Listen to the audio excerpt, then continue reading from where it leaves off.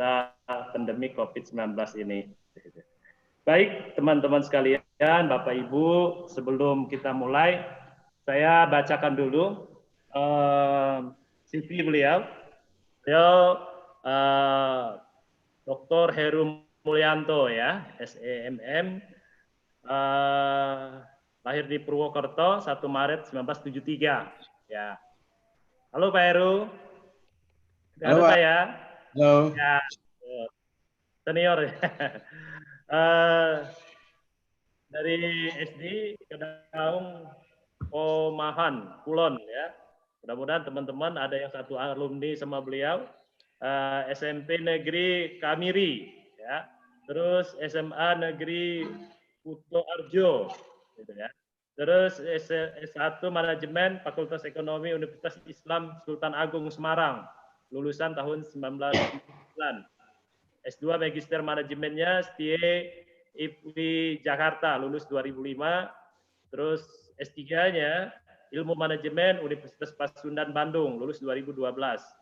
Sekarang saat ini beliau sebagai Kepala LP2M STIE IPI Jakarta. Gitu ya. Luar biasa. Perjalanan pendidikan, terus karir dan bekerjanya beliau ini ya di situ. Jadi dari Jawa terus sampai merambah sampai Jakarta ini ya Pak Heru ya. Iya. Oke, mungkin teman-teman sekalian untuk menyingkat waktu kita nggak perlu berlama-lama, kita langsung saja minta materinya dari Pak Heru. Mudah-mudahan ini menjadi solusi bagi kita semua, bagi masyarakat. Bagaimana sih strategi marketing? Karena saat ini kondisi bisnis, terutama di bidang marketingnya, lagi pada KO semua ini Pak Heru. Ya, semuanya pada kelimpungan semua. Sedangkan di dunia marketing ini adalah jalan sumbernya untuk income-nya suatu bisnis. Gitu. Baik, kita sambut kepada Pak Heru untuk mempresentasikannya. Lebih kurang 35 menit ya Pak ya. Untuk ininya ya, saja kita diskusi. Pada Pak Heru, kami persilakan Pak. Ya, terima kasih. Assalamualaikum warahmatullahi wabarakatuh. Berbicara di depan orang-orang hebat menjadikan saya agak keder ini. Karena pelaku bisnis, akademisi, dan sebagainya yang sangat berpengetahuan, sementara saya lebih banyak berkecimpung atau lebih banyak berhubungan dengan UKM, Pak. UKM, tidak hanya UKM. M-nya M yang sangat mikro, kalau kita katakan. Mikro itu masih kurang, tapi mikro, sangat-sangat mikro. Ya, karena hubungannya dengan sana. Kenapa saya lebih tertarik ke sana? Karena sebenarnya dari latar belakang saya. Latar belakang saya yang memang dari kampung, dan kebetulan ini saya berbicara di wilayah Lampung ya. Untuk wilayah Lampung itu orang-orang dari daerah saya, dari Purworejo itu sangat banyak sekali. Khususnya mereka yang dari transmigrasi, karena begitu kita ke Lampung ternyata ada nama-nama paralel, kecamatan itu paralel. Yang ada di Lampung banyak sekali yang ada di Jawa juga, terutama di daerah saya. Di sana ada apa namanya, daerah-daerah Rejosari, daerah dan seterusnya. Itulah yang sebenarnya mendasari saya lebih ke UKM. Satu itu. Yang kedua, juga karena lingkup kegiatan saya di sini di STI Wija memang relatif lebih ke mikro di bidang manajemen, sehingga saya lebih tertarik ke sana. Sehingga nanti seandainya pun nanti saya banyak yang kekurangan yang bisa saya sampaikan, ya mohon maaf sebelumnya. Tapi itulah sekilas dari saya. Mungkin untuk langsung aja kita langsung ke materi. Share screen ya.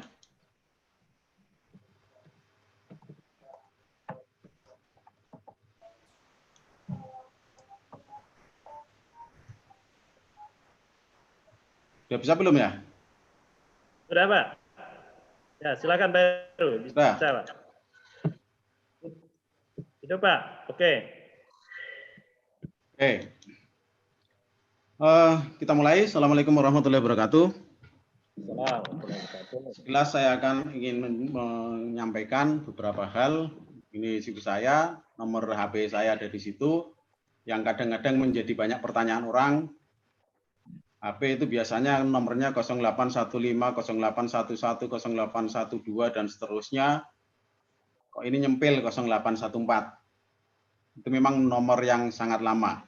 Kegiatan sehari-hari saya ada di STI Bija, juga di LSP Komputer, juga ada di Edulearnpreneur, Arsindo, dan seterusnya. Ini beberapa jurnal mungkin yang agak dari akademisi mungkin bisa kolaborasi untuk penelitiannya ke beberapa jurnal yang ada di situ. Nah, materi kali ini saya akan menyampaikan tentang strategi pemasaran di masa pandemi COVID-19. Sebenarnya ini materi yang sangat berat buat saya karena kondisinya kita sama-sama mengalami hal yang sangat luar biasa. Tetapi sebagai gambaran sebenarnya kita sering melihat gambar yang seperti ini. Seolah-olah gambar ini hanya merupakan gambar perbedaan dan seterusnya, tetapi mengandung arti yang sangat luar biasa. Bisa ditafsirkan banyak sekali. Yang pertama, dengan melihat gambar itu kita sebenarnya sudah bisa melihat bahwa perubahan-perubahan itu pasti akan terjadi. Mungkin bisa dalam jangka cepat maupun jangka lama. Sehingga dulunya kita pakai yang 3 pedal, sekarang menjadi 2 pedal. Banyaknya mobil-mobil matic. Tetapi pada saat yang sama masih juga ada yang tidak begitu mengakui keberadaan mobil matic sehingga dia masih kekeh dengan kondisi yang lama bahwa lebih enak yang pakai persneling misalnya.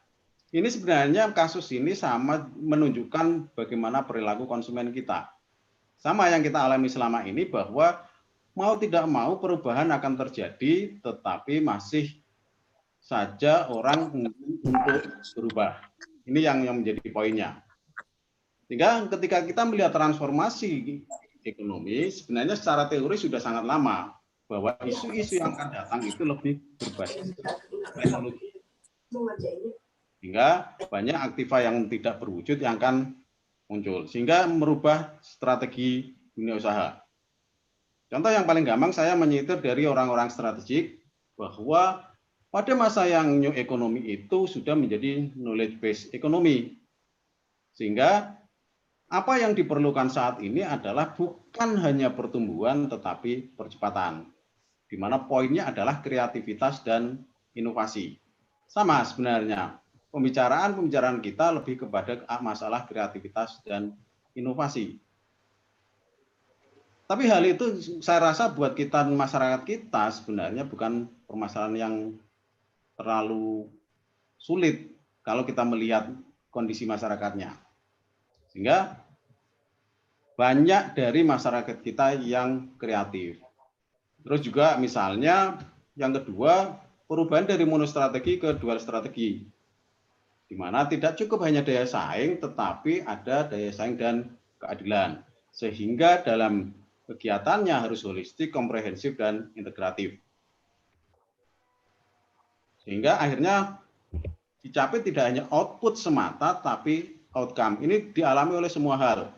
Salah satunya yang paling gampang yang saya jadikan contoh karena saya berkecimpung di dunia pendidikan, sekarang ya di pendidikan harus sampai kepada outcome penilaiannya, ukuran penilaian sampai outcome. Sama juga di sini transformasinya, input, output, outcome, ada berbagai macam hal yang ada di dalamnya. Contohnya misalnya input yang dulu bahwa organisasi itu tidak terlalu menjadi perhatian, sekarang diharapkan slim. Meskipun prakteknya ternyata tidak juga kaidah ini dipenuhi. Contoh, ada pemangkasan departemen, tetapi muncul banyak komisi. Artinya itu bukan ramping lagi. Tetapi yang menjadi concern saya di pemasaran adalah tentang outcome. Di value-nya. Di value di pojok kanan atas ini, di situ menganut pada dari Porter, masih dari Porter juga, diferensiasi, cost leadership, fokus. Tiga hal ini yang menjadi kuncinya. Dan itu masih terus bisa kita pertahankan, bisa kita ikuti sampai saat ini. Nah, sehingga dengan melihat diferensiasi cost leadership fokus yang ada di kita, maka yang menjadi lebih penting adalah bahwa kita menghadapi persaingan. Persaingan dari mana? Saya menyitir dari apa yang dilakukan yang disampaikan oleh Pak Alex, bahwa persaingan itu sudah bergeser, tidak bisa hanya sekedar kompetisi, tetapi kompetisi, bagaimana langkahnya dan seterusnya. Sehingga ketika kita berbicara tentang manajemen, dulu di manajemen kita berbicara tentang seni, bahwa bagaimana sih kita menikmatinya, bahwa segala sesuatu itu harus dinikmati. Sedangkan di strategi ada game teori, yang katanya game itu tetap ada pemenangnya, meskipun orang berbicara bahwa kita saatnya untuk win-win solution. Iya, win-win solution, semuanya menang, semuanya senang. Tetapi tetap saja ada pihak-pihak yang diuntungkan. Ini secara umum. Oleh karena itu, yang perlu dilakukan oleh masing-masing pihak adalah introspeksi diri, menilai diri kita ini dalam posisi yang mana. Ini secara teoritis. Sehingga mungkin ini teori saja, sehingga kita lewat saja, sehingga kita akan ketika memiliki atau sudah mendapatkan positioning, kita bisa menentukan strategi ke depannya. Nah, langkah-langkah yang bisa dilakukan sebenarnya dengan unsur strategi pemasaran adalah memilih pasar sasaran. Itu yang paling penting sebenarnya. Karena dengan pengenalan oleh produsen, siapa pembelinya, bagian mana, segmen mana, itu yang menjadi tolak ukurnya. Karena dengan mengetahui siapa pembelinya, bagaimana budayanya, dan seterusnya, kita akan bisa menentukan langkah-langkah yang berikutnya. Yang selanjutnya adalah kita mengenali permintaannya, tipenya. Kita lewatin aja. Terus, ketika kita menetapkan permintaan di strategi primer, ada apakah mau concern kepada target pengguna baru atau meningkatkan pembelian, intensitas pembeliannya. Terus yang berkaitan dengan selektif, makanya ini selektif, memperluas pasar, merebut pelanggan, atau mempertahankan. Ini hanya teori, kita lewatin aja. Sama juga yang berikutnya, positioning kita juga harus memperhatikan siklus. Di mana posisi kita saat ini, sehingga strategi yang akan dimunculkan atau strategi yang akan kita tetapkan juga akan bisa menyesuaikan. Yang berikutnya, yang perlu diperhatikan adalah strategi posisi kompetitif. Posisi di mana? Posisi dominan, pemimpin pasar, pangsa pasar, penantang pasar, pengikut atau penceruk pasar. Ini sebenarnya kaitannya dengan kita ada di posisi mana. Sehingga untuk unsur dinamika strateginya kita bisa memanfaatkan Boston Consulting Group. Ini teori juga kita lewatin. Atau materi JE. Atau yang paling banyak dipakai dan sudah umum adalah pakai mengenali diri kita dengan menggunakan SWOT. Cuma masalahnya bukan perkara mudah, karena SWOT itu sesuatu yang umum, yang sudah layak atau sudah sering kita pakai, kebiasaan kita, seolah-olah bahwa cuma SWOT. Tapi kita seringkali lupa bahwa untuk membuat atau mengintrospeksi organisasi kita perlu penilaian yang objektif. Ini yang sangat sulit sebenarnya. Ini kasusnya sama halnya ketika saya ditanya mata pelajaran apa yang paling susah. Orang akan mengatakan bahwa matematika, IPA, dan seterusnya. Tapi sebenarnya yang paling susah adalah ya agama, bahasa Indonesia, PKN. Kenapa? Dari SD sampai kuliah kita menerima pelajaran itu, tapi kemampuan kita ya seperti itu juga. Kalau yang lain mungkin bisa meningkat. Nah, sehingga ketika menentukan strategi pemasaran, sebenarnya level strategi kalau kita mengacu kepada teori, level strategi ada di posisi 1, mindset. Bagaimana kita menggugah konsumen untuk produk kita ada di pikiran konsumen. Itu dengan segmentasi, targeting, positioning, itu sebenarnya yang kuncinya. Didukung dengan taktik, yaitu market share, marketing mix. Dan untuk bisa survive, kita harus merebut hati pelanggan dengan menciptakan value. Salah satunya adalah brand. Itu secara teoris tentang bahasan ini banyak sekali. Nah, sehingga yang menjadi kunci utama adalah segmentasi, targeting, positioning. Kita harus tahu dulu konsumen kita sehingga kita bisa menetapkan segmennya siapa. Kalau sudah tahu siapa pelanggannya, kita akan tahu bagaimana mereka, bagaimana yang harus kita lakukan. Sedangkan baruan pemasaran yang umum, banyak sekali pendapatnya. Mungkin yang paling kita kenal adalah produk price, place, promotion untuk produk barang, atau produk price, place, promotion, physical evidence, people, proses untuk jasa. Jadi sebenarnya banyak sekali sampai sekarang ada kolaboratif, co-finance dan seterusnya yang intinya sebenarnya hampir sama. Itu yang menjadi perhatian kita sebenarnya. Menetapkan harga, menetapkan produk, menetapkan distribusinya, promosinya dan seterusnya. Nah, ini kalau kita ke kondisi saat ini, peta bisnis. Ini dari kemarin yang muncul selalu akan seperti ini. Tetapi kita harus optimis juga bahwa kondisi yang seperti ini terjadi pada saat ini.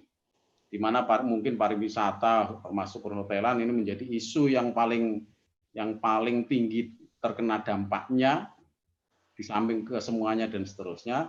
Tapi kita harus optimis bahwa nanti terjadi pergeseran. Setiap masa ada pergeserannya. Sehingga setiap bidang usaha akan mengalami pasang surut. Itu sudah suatu kepastian. Tinggal masanya seperti apa. Sehingga apa yang harus dilakukan sebenarnya kita rangkum menjadi satu, kita menetapkan misi kita.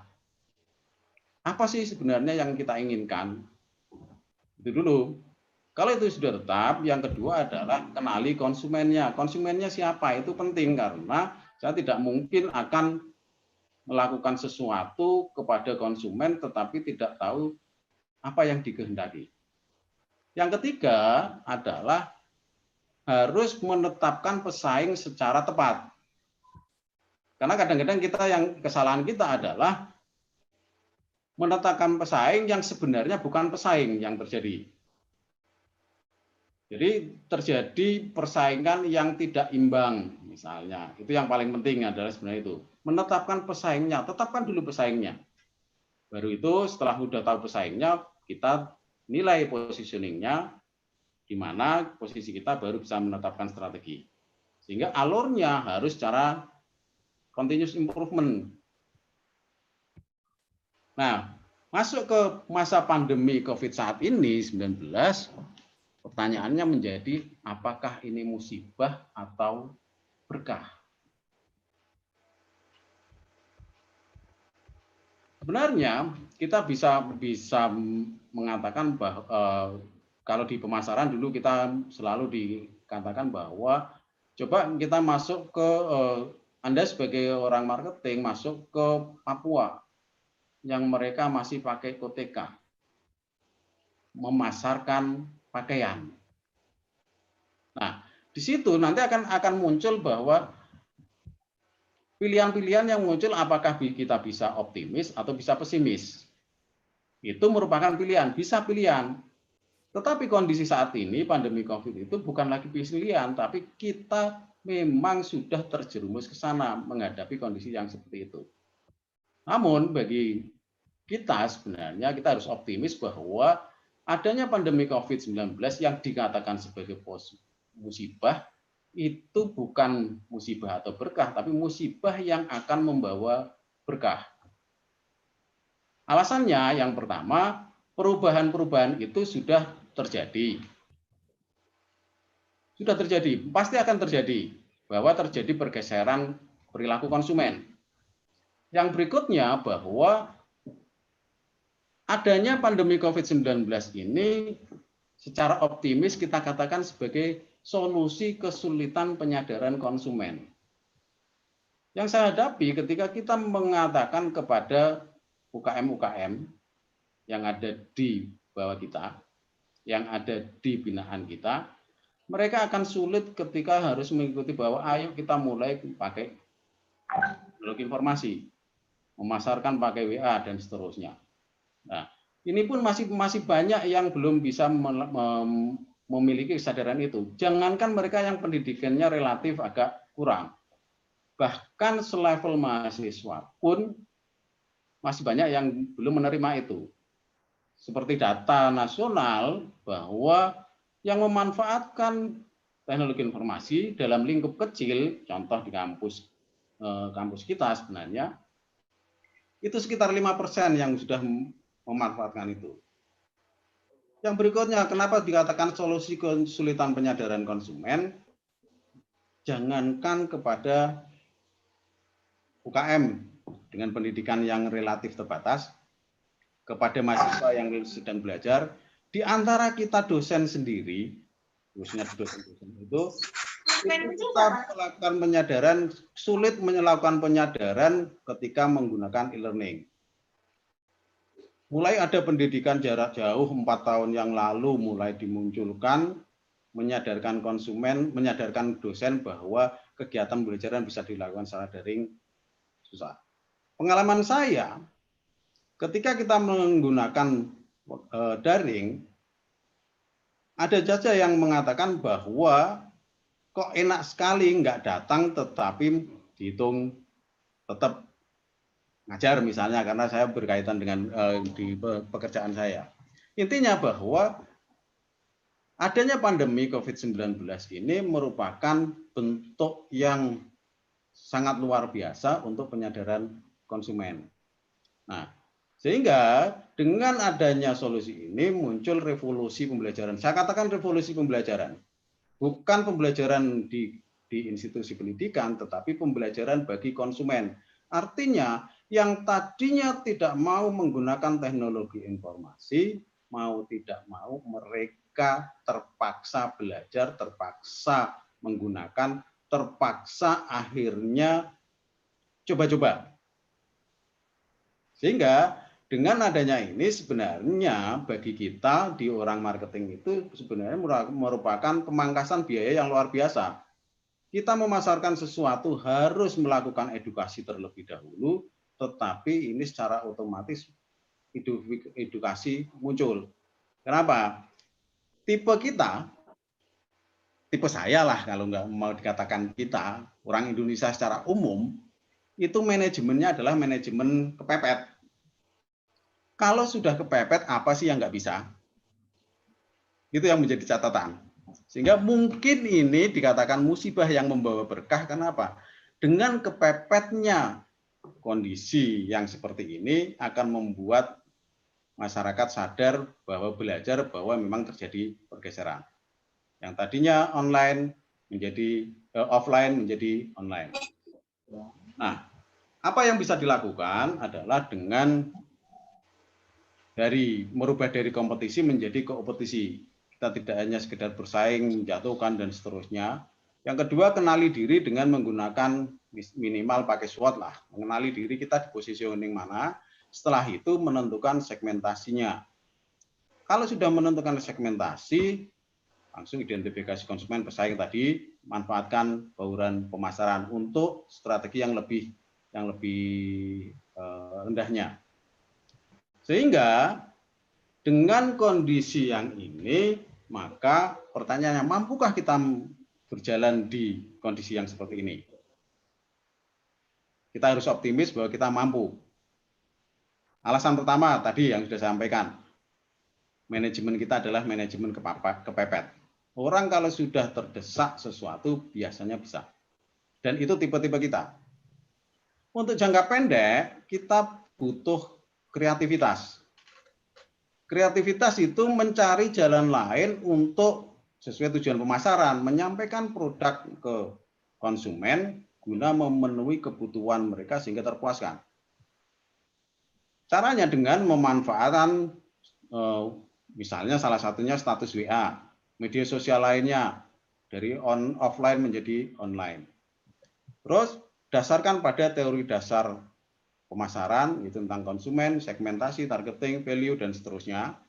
Sedangkan untuk mereka yang terdampak luar biasa tetapi masih punya buffer, saat ini bisa dipakai untuk menggunakan waktu berinovasi. Mungkin kemarin sudah disampaikan tentang strategi bersaing, tentang kanvas strategi untuk keperluan ke depan. Karena inovasi butuh waktu juga. Dan terakhir, mampukah kita, ini yang sering saya sampaikan, bahwa teori semuanya sudah ada, ya kita sebagai orang Indonesia, orang yang beragama, berdoa tidak lupa. Sehingga seringkali saya bilang, elemen bauran pemasaran, ada produk, price, place, promotion, dan price. Doa, itu yang paling penting. Langkah-langkah apa yang bisa dilakukan, misalnya kita contohkan adalah beralih dari offline ke online, salah satunya misalnya di pedagang-pedagang sebenarnya sudah digerakkan dengan, ayo dalam jangka ini karena tidak mungkin ada kerumunan di pasar, buatlah data, brosur yang nanti disebar secara online dengan menggunakan teknologi informasi. Awal-awal sudah muncul bahwa masing-masing misalnya di pasar sudah ada kelompok pedagang yang mengunggah brosur yang menyampaikan bahwa untuk pesanan ini bisa menghubungi dan seterusnya dan seterusnya. Cuma masalahnya adalah kontinuitas yang menjadi permasalahan. Ketika awal ya 1, 2, 3 hari seminggu pertama mungkin muncul dari A, B, C, kelompok A, kelompok B, kelompok C, dan seterusnya. Tetapi begitu lewat 1 minggu, promosi komunikasi tentang ketersediaan atau penyediaan barang ke konsumen sampai ke konsumen sudah tidak muncul lagi. Sehingga hanya di awal lagi. Itulah yang menjadi beberapa ininya. Karena itu solusinya adalah dengan mau tidak mau beberapa industri yang memang berkaitan dengan yang di posisi hijau itu ke e-marketing. E-marketing itu baurannya adalah tetap aja yang utama tadi. Bauran pemasaran utama, bagaimana produk, price, place, promotion. Nah, mungkin di antara keempat ini produk, price, place mungkin tidak terlalu beda, tetapi promotion, mengkomunikasikannya yang menjadi penting. Karena ini penting di berbagai pihak. Misalnya ketika saya menjadi asesor kompetensi tentang desain grafik multimedia, yang terlewatkan adalah masalah komunikasi. Padahal salah satu kompetensi yang harus dimiliki adalah bagaimana mengkomunikasikan, bagaimana menyampaikan pesan, apa pesan yang perlu disampaikan, dan seterusnya terlewat. Sehingga yang muncul hanya, pokoknya saya bisa membuat multimedia, pokoknya saya bisa membuat desain grafis untuk iklan, tapi kurang pemahaman tentang komunikasi. Nah, elemen yang lainnya ada privacy, data pelanggan, yang perlu dijaga, itu yang kadang-kadang kita over, terus customer service, sering-sering ditelepon dan seterusnya, terus adanya community, grup-grup WhatsApp, terus yang berikutnya misalnya tidak hanya cukup kita masuk ke platform-platform digital yang ada, tetapi di samping itu kita juga harus menyiapkan site kita, informasi tentang milik kita. Ada homepage, navigation, search, konten, dan seterusnya yang perlu mempertimbangkan tentang komunikasi. Kepentingannya untuk apa? Ada tingkatan-tingkatannya. Terus memastikan bahwa terjadi keamanan transaksi. Yang berikutnya sales promotion misalnya. Contohnya adalah pergeseran-pergeseran yang terjadi saat ini. Mungkin kalau dulu produk-produk dengan harga yang relatif agak murah hanya diminati oleh masyarakat kebiasaan seperti kita, seperti saya lah misalnya. Tapi saat ini sudah bergeser, apalagi ini momen menjelang Lebaran. Pembeli produk-produk misalnya yang berkaitan dengan Lebaran, mukena, barang sajadah dan seterusnya, yang relatif harganya relatif tidak terlalu mahal, bukan eksklusif, sekarang sudah bergeser. Segmennya bukan segmen untuk pembelian individual, pembelian 1-2 hal, tetapi banyak yang membeli adalah untuk kepentingan hadiah lebaran. Dibagi-bagi, apalagi kondisi saat ini orang banyak berbagi. Sehingga pembelian dalam jumlah besar mungkin itu yang perlu dipertimbangkan dalam melakukan komunikasi. Yang terakhir adalah ya kita sama-sama berdoa semoga pandemi ini bisa segera berakhir dan kita akan masuk ke hal yang normal kembali. Tetapi intinya bahwa prinsip pemasaran bahwa menentukan segmentasi targeting positioning itu menjadi kunci awal ketika kita harus masuk atau melakukan strategi pemasaran. Kuncinya adalah di situ. Terus karena sekarang masyarakat sudah berubah secara otomatis, yaitu sudah terpaksa akhirnya mengikuti banyak menggunakan media online, maka kita menggunakan lebih ke arah e-marketing. Mungkin itu aja yang bisa saya sampaikan. Nanti bisa didiskusikan kalau tentang apa yang sebenarnya harus dilakukan. Karena tergantung industri masing-masing. Sebenarnya gini, intinya tadi bahwa yang menjadi bekal kita adalah kreativitas dan inovasi. Kreativitas untuk jangka pendek mungkin ini yang perlu dilakukan. Karena ini untuk kepentingan saat ini, kita tidak bisa menunda-nunda. Tapi yang memiliki buffer, yang industri lumayan besar, itu akan menggunakan saat ini lebih baik dipakai untuk salah satunya di samping kreatif juga mulai mempersiapkan diri dengan melakukan survei misalnya, melakukan penelitian dan seterusnya sehingga menemukan inovasi kembali ke kanvas bisnis. Sedangkan untuk penjualan secara marketing online itu, e-marketing itu sendiri, untuk usaha-usaha kecil, menengah, dan seterusnya, mereka bisa ngikut di platform-platform yang sudah ada. Atau mungkin kita membentuk kelompok-kelompok, ini tugas kampus misalnya, ada lembaga inkubator, itu yang menampung mereka. Sedangkan yang besar-besar, mungkin mereka yang punya platform itu lebih banyak munculnya adalah ke tradisional. Sehingga maksud saya adalah bahwa yang kecil-kecil itu ikut platform lebih kepada promosi secara online, sedangkan yang besar, yang platform besar itu biarkan mereka yang urusannya ke marketing yang konvensional. Itu sebenarnya yang bisa kita garis bawahi. Intinya bahwa masa pandemi ini merupakan masa yang sebenarnya penuh optimistis karena merubah pasar tanpa kita repot-repot mengeluarkan biaya yang besar untuk melakukan edukasi pasar. Itu aja mungkin Pak Sahril, saya kembalikan ke Pak Sahril, silakan. Halo? Halo? Halo, Pak Sahril. Ya, halo. Halo, Pak Sahril. Sepertinya Pak Sahril terputus. Baiklah, untuk sementara selama Pak Sahril terputus dan bukan login kembali, saya akan menggantikan Pak Sahril. Baiklah. Ngilangin share screen gimana, Bu? Halo, Pak Sahril. Di atas sudah stop. Ya, baiklah, saya menggantikan Pak Sahril untuk sementara. Terima kasih Pak Heru atas pemaparannya.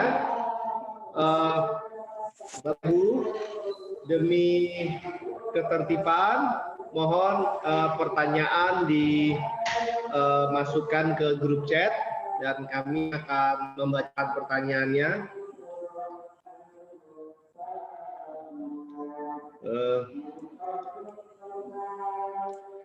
Pertanyaan ini dari Ibu Diana Widi. Selamat malam Pak, satu alma mater kita. Saya lulus S2 di IPWI Jakarta. Izin bertanya, Pak, menyambung pertanyaan saya dengan Ibu Ana semalam, salah satu pemasaran di dunia kampus dengan titik perhatian adalah merekrut calon mahasiswa baru. Dan menurut Ibu Ana, salah satunya adalah promosi ke orang tuanya. Nah, yang mau kami tanyakan adalah, apakah bentuk promosi yang paling jitu agar bisa langsung tertuju ke orang tua calon mahasiswa baru? Terima kasih, Pak. Mungkin satu pertanyaan dulu, Pak Heru. Ya, Ibu siapa ini? Ibu Diana. Widi. Ibu Diana Widi, satu alma mater ini. Satu alma mater dengan saya. Ini, sebenarnya hal ini sudah sering saya sampaikan. Bahkan mungkin di kampus kita sendiri kita sampaikan, cuma kita kan tahu perilaku konsumen kita seperti apa. Kita sendiri dah. Rata-rata kita itu lebih percaya kepada orang yang jauh daripada orang yang dekat. Yang jadi masalah kan di situ. Kita ke dokter, tetangga kita dokter hebat aja kita nyarinya yang jauh-jauh. Itu salah satunya. Nah, memang bahwa apalagi untuk fresh graduate bahwa yang akan kuliah mahasiswa, iya. Tetapi pengambil keputusan itu bukan mahasiswa, tetapi orang tuanya. 1, 2, 3. Mungkin selama ini yang dilakukan oleh kampus-kampus adalah mendatangi sekolah-sekolah, menginformasikan, memberikan brosur, dan seterusnya. Itu mungkin tidak salah. Tetapi apakah tidak lebih tepat lagi ketika datang ke sekolah itu bukan pada saat hanya ketika kegiatan di anak-anak di sekolah itu sendiri. Kan bisa memanfaatkan ketika penerimaan rapot, ketika ada rapat orang tua, dan seterusnya. Itu yang lebih efektif adalah di situ. Ketika ada penjelasan, brosur, ketika kita ngasih brosur, mungkin orang sudah tidak akan tertarik lagi. Brosur perlu, tetapi brosur biasanya kita terlalu terpancang bahwa oh kita cirinya pakai biru, kita mau pakai hitam misalnya untuk suatu saat biar orang perhatian. Ternyata enggak, tidak diterima. Kadang-kadang yang di out of the box itu yang seringnya tidak diterima karena kayaknya enggak pas misalnya. Padahal di teori pemasaran itu kan ada yang tadi yang di atas tadi tentang value differentiation. Bagaimana kita membuat perbedaan? Atau kalau enggak, layout yang itu-itu saja. Saya menerima brosur saat ini. Nanti bulan depan atau beberapa bulan ke depan menerima brosur dari organisasi yang sama dengan tampilan yang sama, meskipun isinya berbeda. Saya ternyata akan berpikir bahwa ini brosur yang sama. Paling isinya sama juga, belum dibaca, tapi udah ngomong gitu. Nah, sehingga brosur tetap, tetapi model komunikasi di brosur itu sendiri atau media-media lain saat ini bisa juga menggunakan WA. Orang tua siswa sekarang sudah ada WA grupnya. Tuh, jangan sungkan-sungkan untuk selalu tadi frekuensi untuk bertanya. Itu bisa juga. Yang jelas, yang paling efektif adalah datang ke sekolah ketika ada acara yang melibatkan orang tua. Tidak hanya siswanya semata, karena pengambil keputusan adalah orang tua. Mungkin itu aja.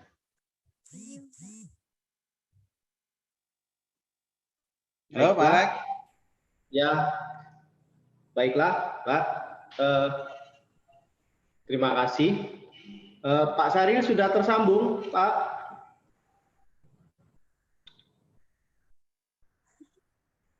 Oke, pertanyaan berikutnya dari Mr. Ariza Yusein. Sekalian sharing rekan-rekan semua, kira-kira strategi pemasaran apa yang paling efektif bagi perguruan tinggi yang harus diimplementasikan dalam pandemi COVID-19 saat ini? Karena agak kesulitan untuk calon mahasiswa untuk daftar secara langsung, bahkan untuk campaign dari sekolah ke sekolah oleh institusi. Banyak yang masih belum bersahabat dengan ICT dan banyak kelemahan dan tidak mudah membudayakan e-learning. Itu demikian pertanyaan dari Pak Ariza. Oke, terima kasih Pak Ariza. Ini versi saya ya Pak ya. Ini versi saya. Kita sebenarnya bisa mengamati yang terjadi selama ini. Adanya e-learning dan seterusnya memang karena keterpaksaan. Tapi keterpaksaan yang membawa berkah. Sudah beberapa tahun ini kita mau melaksanakan e-learning tetapi masih banyak kendala. Bagi perguruan tinggi juga berkah juga sebenarnya. Karena apa? Dulu kita mau e-learning harus ada izin. Boleh maksimal 50% mata kuliah yang di e-learningkan. Nah, sekarang terpaksa akhirnya semua pakai e-learning. Terpaksa semua belajar pakai e-learning. Nah, salah satu yang bisa dilakukan oleh perguruan tinggi mungkin yang banyak sudah dilakukan sebenarnya. Saya bukan memunculkan ide yang baru, tapi ini banyak yang sudah terjadi. Salah satunya adalah kita sebagai penyelenggara webinar itu kan sebenarnya salah satu cara untuk menjaring calon konsumen. Sebenarnya dengan adanya webinar, mengundang di link ke sekolahan, di link ke orang tua, di link kemanapun itu sebenarnya merupakan salah satu hal yang dilakukan dalam rangka untuk mendapatkan data mahasiswa, data calon mahasiswa sebenarnya, secara tidak langsung. Cuma kadang-kadang kita di perguruan tinggi itu tidak sadar bahwa yang lain sudah melakukan itu, kita karena dosen ini, kalau yang berkaitan dengan dosen, perlunya adalah mendapatkan sertifikat dan seterusnya.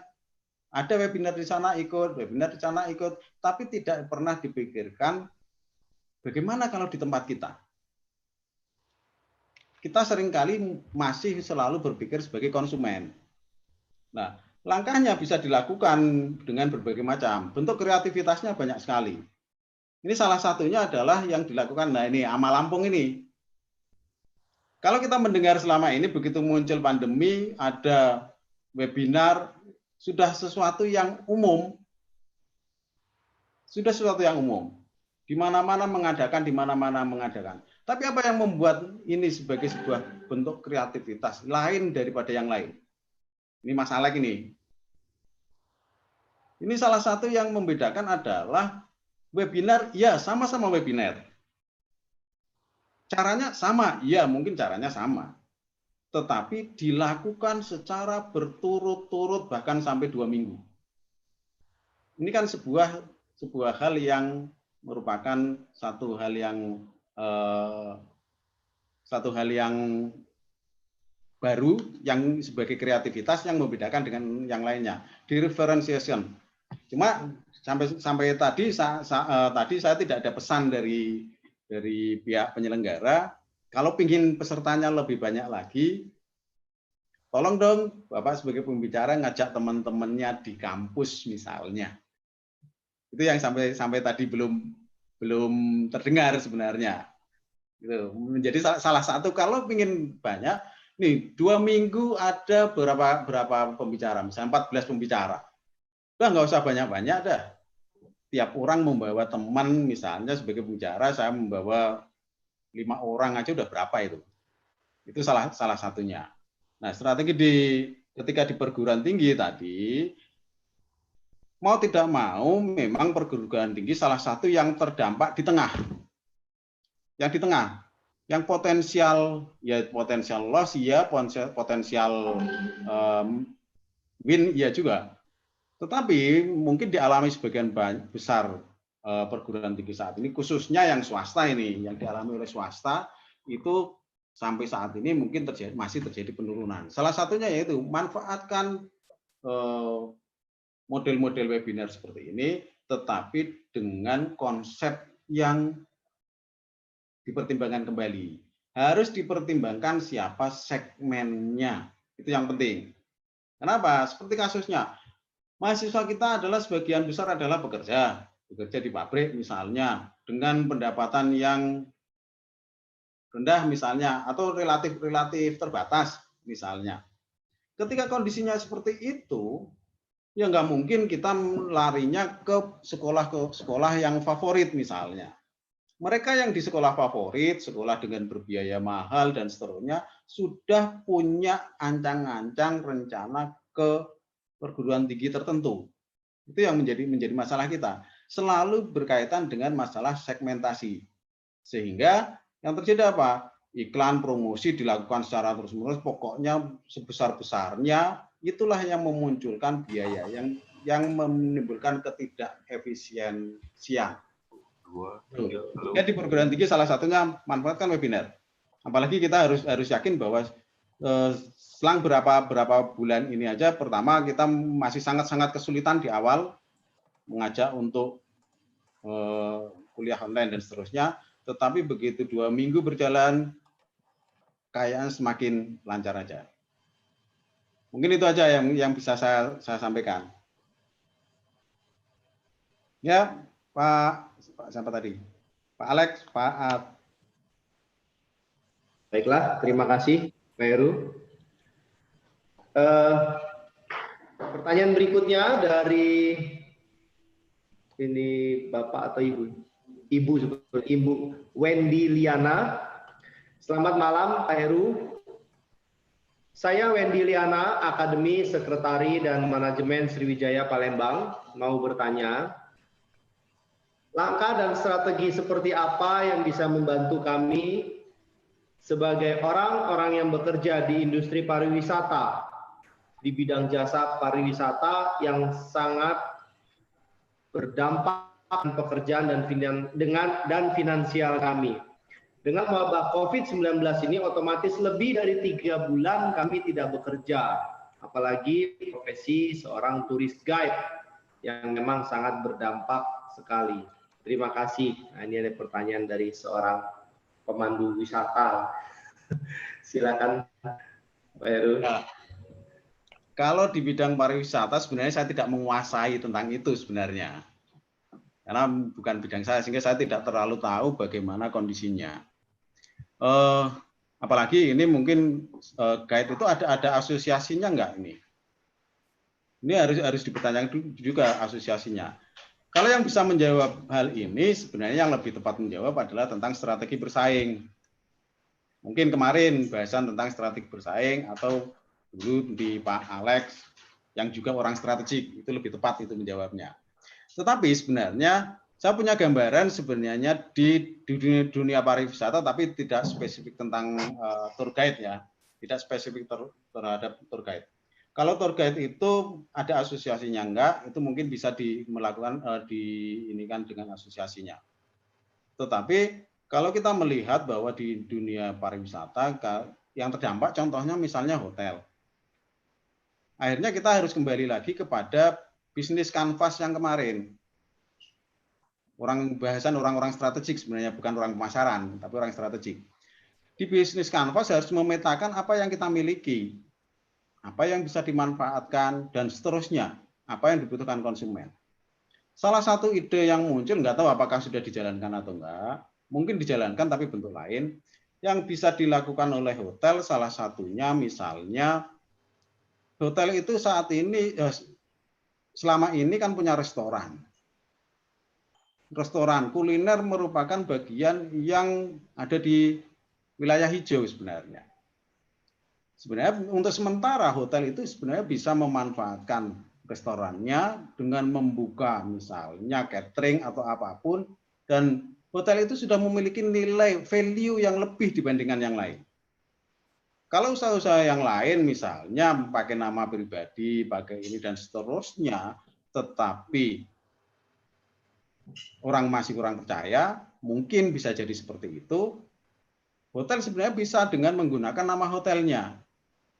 Ini untuk sementara, kreativitas sementara, bukan solusi yang tinggi, bukan, tetapi solusi sementara. Salah satunya bisa memanfaatkan yang ada, menciptakan sesuatu yang berbeda, yaitu mengalihkan dari restoran yang ada selama ini, mungkin buat catering atau buat apa dan seterusnya, hotel hotel punya database pelanggannya dan seterusnya, manfaatkan itu dengan makanan online yang stempelnya adalah hotel, dengan melakukan efisiensi dan seterusnya, mungkin itu bisa membantu salah satunya itu.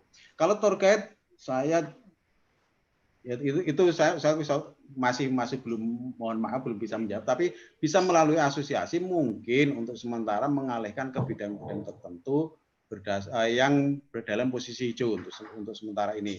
Yang paling gampang ya di kuliner. Atau bisa juga ya salah satunya yang sampai saat ini saya belum lihat juga, misalnya yang banyak menimpa IO contohnya. Yang menimpa IO itu kan mereka tidak ada job, resepsi, dan seterusnya. Tetapi kenapa tidak ada yang berpikir bahwa resepsi online? Adanya webinar, sekarang resepsi online.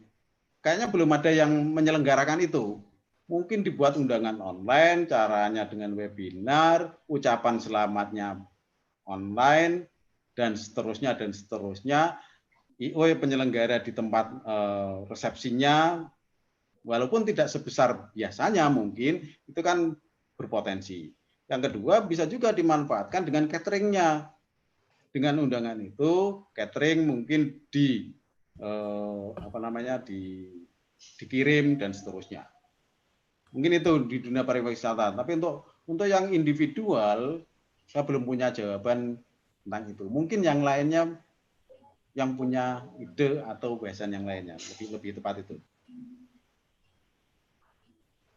Mungkin itu, Pak Alex.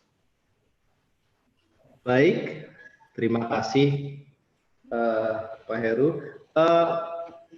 Dari Pak Sarbini, mohon maaf, dari Pak Sarbini chat, beliau ingin membantu berdiskusi mengenai pariwisata, mengingat Pak Sarbini ini berasal dari Malang. Malang adalah kota pariwisata di Indonesia yang cukup lagi hits saat ini. Silakan Pak Sarbini. Silakan. Oke, selamat malam semua teman-teman Lampung. Jadi saya lama di Lampung, kurang lebih 2 tahun di Lampung ya. Di tahun 92 khususnya. Gitu. Oke, pertanyaan dari Palembang tadi berkaitan dengan tour guide ya. Ya, saya di awal konflik ada teman-teman yang hotel di Malang, saya sarankan buatlah semacam video itu dibuat tata dengan cerita yang kan menampilkan hotelnya, menampilkan pemandangannya, kemudian menampilkan sarananya. Nah, itu diviralkan di YouTube ya. Karena pengunjung YouTube itu melonjak karena posisi di konflik seperti ini. Nah, tadi pagi saya kebetulan melihat upaya yang dilakukan oleh pengurus Ragunan. Jadi dia membuat semacam video YouTube di mana dia tampilkan dari karyawan yang ada itu jadi pengunjung, kemudian menerangkan binatang ini, kemudian harimaunya pada saat itu dikasih makanan di dalam bola, makanannya dilempar di pohon. Nah, video itu ditonton banyak orang dan jadi penghasilan gitu. Bagi pribadi kalau Anda sebagai seorang tour guide. Juga mungkin bisa menjadi referensi pada saat kondisi sudah normal, akan mencari Anda atau mencari perusahaan di mana Anda kerja. Karena Anda bisa menceritakan, dari cerita orang tertarik melihat view. Kan sekarang ini orang lagi bosen ya. Bosen dilihat pemandangan gitu, dieksplor dengan sudut pandang yang bagus, kemudian buat cerita yang bagus. Apalagi di Lampung banyak cerita-cerita tradisional, banyak contoh. Nah, kemudian dibawa ke kopi Lampungnya gitu ya. Dibawa lagi ke alam yang memang akan dipasarkan nantinya, fasilitas hotelnya bagaimana, pengangkutannya bagaimana, sehingga orang kemudian hari akan menjadi tertanam semacam record bahwa oh saya ingin ke Lampung karena saya pernah melihat pemandangan-pemandangannya bagus, fasilitasnya bagus, kemudian tour guide-nya mengarahkan bagus. Kurang lebih itu yang mungkin bisa saya sharekan, karena nggak mungkin secara konvensional bagi tour guide sekarang untuk mendapatkan nafkah ya. Solusinya satu-satunya adalah membuat video. Jadi harus bekerja di dalam digital.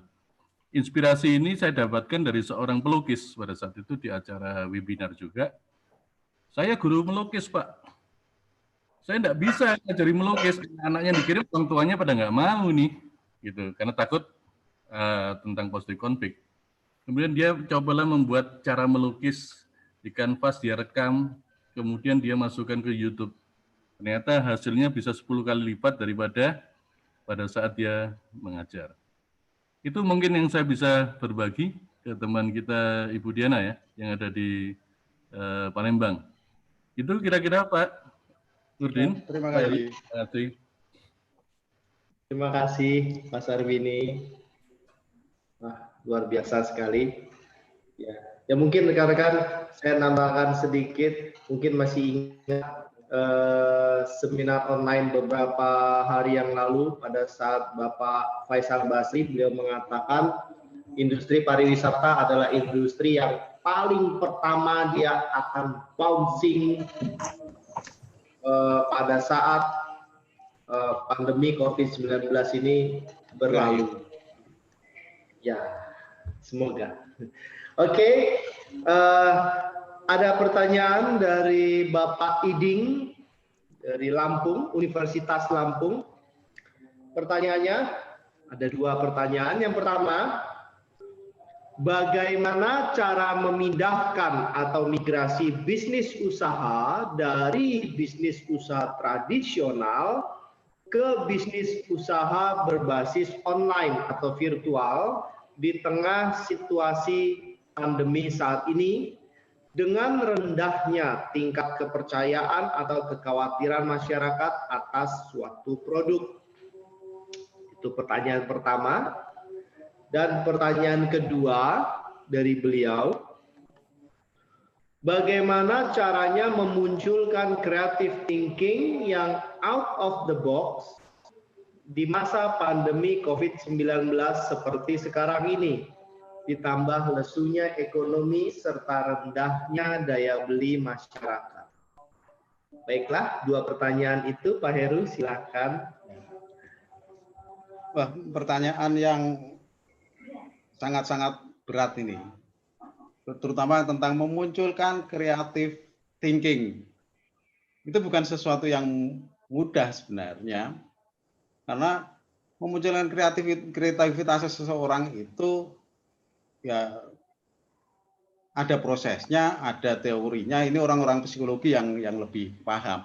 Tetapi kita harus paham dulu bahwa tipe konsumen kita, orang kita itu ya seperti saya tadi bilang, orang kita itu kalau sudah kepepet, itu biasanya muncul sesuatu yang di luar perkiraan kita. Gitu. Sehingga kita harus optimis bahwa akan muncul kreativitas ketika kita sudah sampai pada satu tempat yang mendesak. Biasanya itu. Nah, itu yang bisa saya lakukan secara umum, bahwa bagaimana memunculkan kreativitas itu sebenarnya bisa dimulai dengan ya kalau orang secara umum orang-orang yang berpendidikan masuk ke kanvas, bisnis kanvas, itu akan muncul dengan sendirinya karena bisa memetakan mana yang kebiasaan kita yang sudah dilakukan oleh orang lain, yang belum, kita harus punya apa dan seterusnya. Kalau mereka yang relatif berpengetahuan, relatif akan bisa muncul dengan menganut bisnis kanvas. Tetapi bagi masyarakat umum biasanya munculnya kenapa? Karena terdesak. Begitu terdesak, muncul kreativitas. Kita sudah terkenal dengan kreativitas.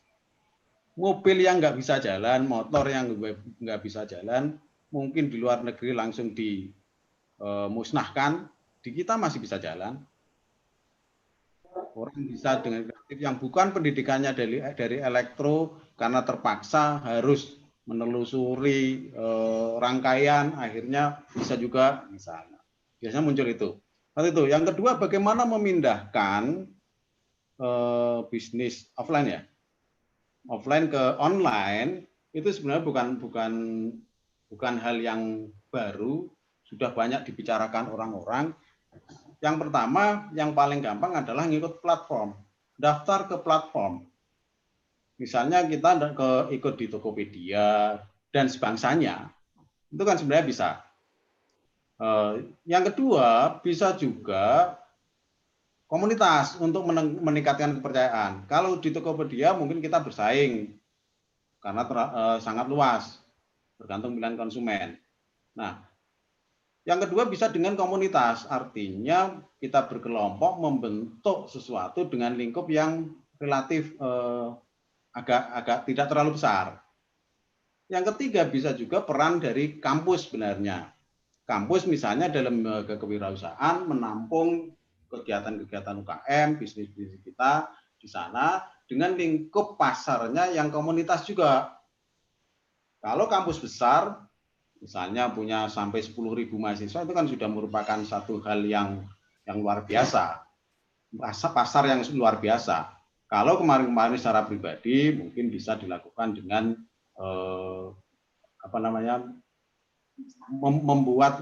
membuat grup, membuat website yang berkaitan dengan produk-produk, isinya adalah anggota-anggota itu sendiri, sehingga saling begitu komunitas itu mencari sebuah produk, sebelum lari ke tempat lain bisa masuk ke komunitas itu dulu.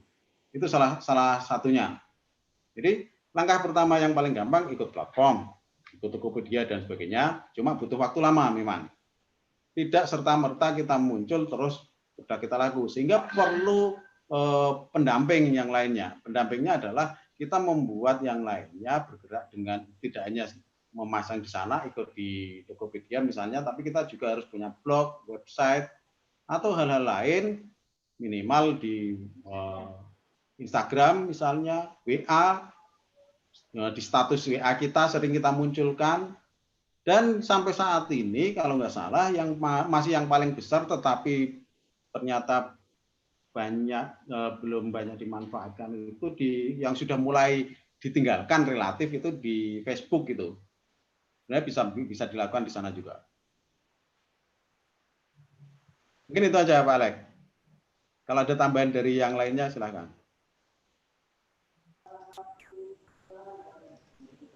Terima kasih Pak Heru. Silakan Pak. Kalau boleh mohon izin saya boleh sharing dengan rekan-rekan, sedikit menambahkan. Tadi itu menarik sekali bagaimana cara memunculkan creative thinking yang out of the box. Yes, kadang-kadang kita kalau tidak dikejar macan, kita tidak bisa lompat tembok 2 meter. Mungkin harus ada macan di belakang kita. Ya. Dan yang kedua, saya dulu pernah sedikit sharing, mohon izin Pak Heru. Ya, silakan. Dulu saya pernah diskusi dengan seorang teman yang cukup bijaksana. Beliau mengatakan simplicity is very extraordinary. Jadi beliau mengatakan kesederhanaan, simplisitas itu luar biasa. Itulah yang dimaksud dengan creative thinking atau out of the box. Kadang-kadang belum tentu sesuatu yang menjelimet, mungkin sesuatu yang simple. Saya sedikit sharing Bapak Ibu mengenai peralihan seminar dari Asosiasi Manajemen Indonesia Lampung. Aktivitas AMA Lampung ini beberapa saat lalu selalu tatap muka, ya, tatap muka terus. Kita sering menyelenggarakan acara di hotel dan seterusnya. Namun karena kondisi seperti ini cukup sempat 2 bulan kami tidak ada acara. Suatu saat saya ngobrol, saya mencoba belajar banyak anak saya yang berumur 7 tahun. Jadi seorang anak kecil yang mungkin berpikirnya very simple. Saya harap AMA kepada beliau. Sulit sekali menjelaskan apa itu AMA ke anak umur 7 tahun. Namun saya coba, lalu anak saya yang berusia 7 tahun, beliau hanya menjawab simpel sekali. Beliau bilang, ikutin saja ibu guru, katanya, ibu guru di sekolah. Saya bilang, ibu guru gimana? Itu belajar kayak online, kayak WA, karena ada WA call. Lalu saya tanya, tapi kan butuh operasional. Lalu bagaimana? Ya, yang nggak usah bayar katanya. Kalau nggak punya duit, zaman sekarang orang nggak punya duit, nggak usah bayar. Oh iya, betul, simpel sekali. Lalu beliau tanya, ya, beliau bilang di sekolah ada tugas untuk melakukan kegiatan sosial. Gitu. AMA itu bisa sosial apa enggak? Beliau bertanya begitu. Dan pertanyaan-pertanyaan itu cukup menohok, cukup simpel, dan akhirnya kita berpikir bahwa saya terus terang pribadi mengambil ide dari anak kecil ini untuk kita wujudkan seminar online AMA ini. So, ini berawal dari sesuatu yang simple. Ya, dan betul juga kalau nggak ada macan di belakang kita nggak kepikir juga. Oke, Bapak Ibu boleh silakan kalau bila ada yang hendak bertanya, boleh silakan. Kalau ada Bapak Ibu yang mungkin cukup repot untuk di chat, apabila mau bertanya langsung silakan. Kami beri dua pertanyaan, siapkan dua orang yang bertanya untuk langsung saja, jadi bisa di unmute.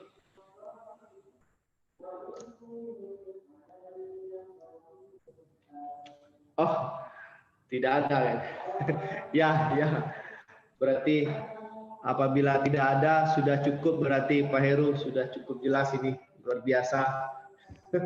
Ya, udah jam 9 nih. Iya, terima kasih Pak Heru atas idenya yang luar biasa. Ada satu ide yang cukup membuat kita berpikir juga, yaitu betul juga apa yang dikatakan Pak Heru, rekan-rekan. Maka baiknya bagaimana kalau esok hari di acara online seminar AMA Lampung setiap hari di jam 19.30 ini, 23. Bapak Ibu, ya, Bapak Ibu boleh mengajak mungkin satu orang rekannya. Seandainya cukup satu orang mengajak satu rekannya, itu akan luar biasa sekali. Saat ini saya melihat ada 28 partisipan. Apabila satu orang mengajak satu orang lagi, mungkin bisa 56 orang besok. Kalau satu pertanyaan boleh, Pak? Oh, silakan Pak, monggo. Iya, Pak Heru, masalahnya begini, Pak. Marketing yang Bapak sebutkan, menurut pandangan saya, itu jaraknya itu jauh, Pak. Sedangkan perusahaan sekarang butuhnya cepat. Jadi konsep-konsep pemasaran modern kelihatannya tidak bisa menjawab. Memang betul Pak, karena buku-buku yang ada itu kan semuanya berbasis yang normal. Nah, menurut literaturnya Pak Heru, untuk para pemasar, bagaimana Pak mengenerate case dengan cepat Pak? Itu aja sih Pak. Baik, terima kasih. Silakan Pak Heru. Ya, secara umum bahwa model-model yang saya sampaikan itu kan di awal itu sebenarnya model teoritisnya itu. Nah, yang sebenarnya bisa diterapkan pada kondisi apapun secara teorinya ya.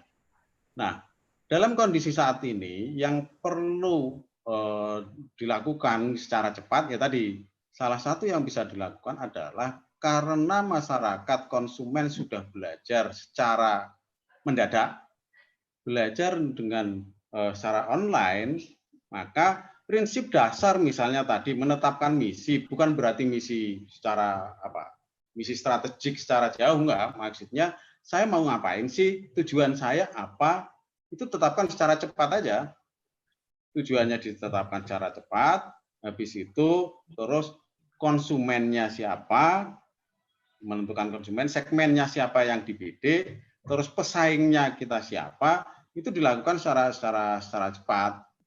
Sehingga konsumen siapa, sehingga kita akan bisa melakukan apa yang harus saya lakukan. Misalnya, salah satu solusi yang sebenarnya umum, yang sering kita dengar, di semua orang akan mengatakan bahwa bisnis online. Ya, online.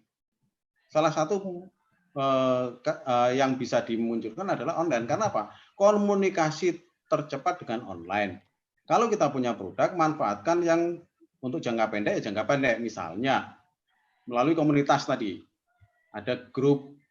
Kita kalau secara teori dikatakan ada frekuensi X question misalnya.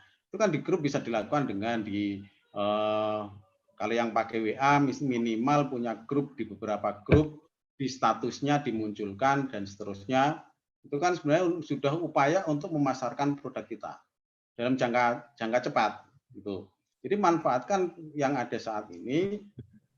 Kenapa perlu tadi saya sampaikan segmentasi? Itu hanya secara teori karena sebagian besar dari kita kayaknya sudah demikian ahli. Cuma untuk masyarakat UKM itu mereka tidak sadar dengan itu, sehingga perlu dilakukan ya tadi langkah yang paling cepat adalah dengan memanfaatkan teknologi informasi. Informasi itu merupakan produknya. Informasi adalah produk itu sendiri sebenarnya. Kita punya produk yang sama, kita punya misalnya produk-produk makanan yang sama, tetapi kan pilihannya banyak. Sehingga bagaimana kita mengemas dalam bentuk misalnya pendistribusiannya. Makanya melalui online, ya manfaat teknologi informasi, didistribusikan komunikasinya menggunakan apa? Misalnya komunitas, grup yang paling cepat itu, grup, sehingga grup kita ketika butuh sebuah barang yang sudah ada di grup tersebut tidak lari ke tempat yang lain. Ini untuk versi versi kecilnya, versi kita di UKM. Itu yang paling bisa awalnya itu. Yang kedua adalah bentuk komunikasinya. Kenapa? Bahasa perlu dipertimbangkan, bentuk gambar juga perlu dipertimbangkan.